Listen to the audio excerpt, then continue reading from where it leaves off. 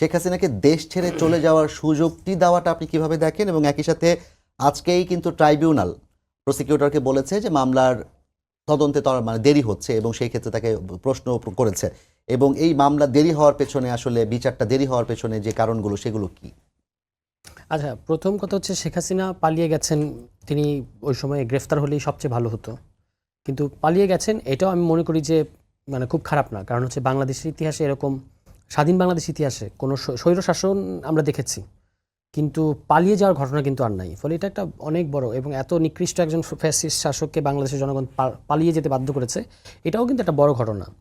আর গণহত্যার বিচার বা ওনার দেশে আসা, আমি ব্যক্তিগতভাবে মনে করি এই ব্যাপারে আমরা এখনো দলীয় কোনো সিদ্ধান্ত নেই।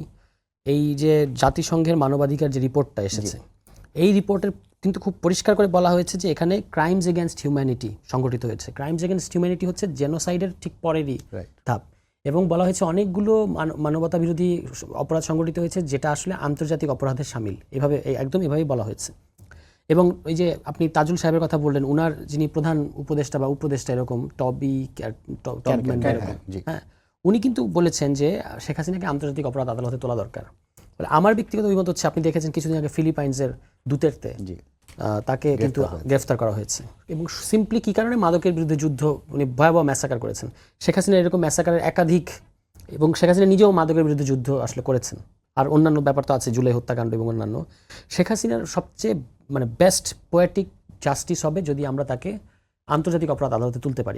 এটা আমি বিভিন্ন জায়গায় বলে বেড়াই। এখন আমরা দলীয়গতভাবে এটা সিদ্ধান্ত নিই নাই যে এই দাবি আমরা তুলব কিনা।